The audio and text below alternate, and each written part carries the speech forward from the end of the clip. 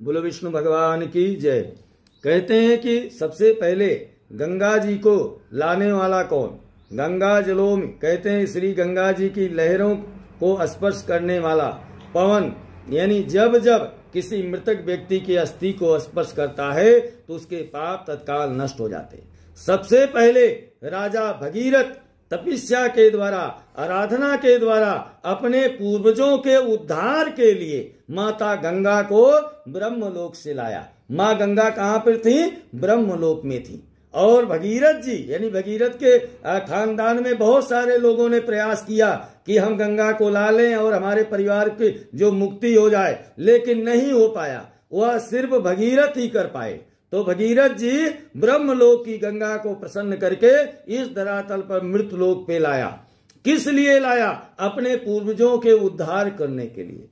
त्रिशु यानी त्रिशुलोकेषु विख्यातम गंगायाम पावनम यशम, यानी गंगा का जो यश है, कीर्ति है, वह तीनों लोकों में विख्यात है।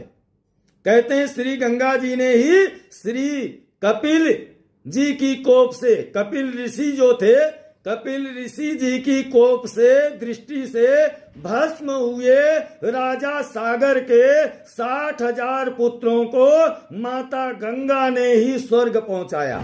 माँ गंगा ने स्वर्ग पहुंचाया। कपिल ऋषि के दृष्टि से भस्म हो गए थे राजा सागर के 60,000 पुत्र। उन्हीं को तारने के लिए कहते हैं कि भगीरथ जी ने तपस्या किया बहुत दिनों तक। तब माँ गंगा आई और इनके पूर्वजों का उद्धार हुआ। जो मनुष्य पूर्व अवस्था में पाप कर करके मर गया हो और उनकी अस्थियां गंगा जी में कोई भी प्रेम से ले जा करके डाल दे तो उसकी आत्मा भी भगवान के धाम को चली जाएगी।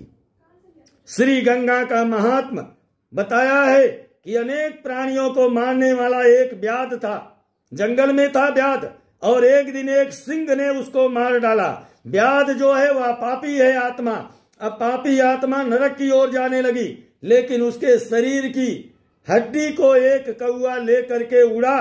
और कहाँ उड़ा? कहते हैं उड़ते जा रहा था, नीचे गंगा जी बह रही थी। अचानक कौए के मुख से अस्थि जो है गंगा जी में गिर गई।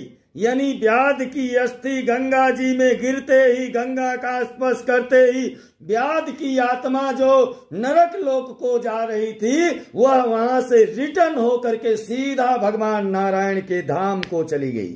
कहते हैं तुरंत भगवान विष्णु के पास आए, विमान में उसे बैठाया, बोले चलो विष्णु धाम को। कहते हैं इस कारण श्रेष्ठ पुत्र अस्थि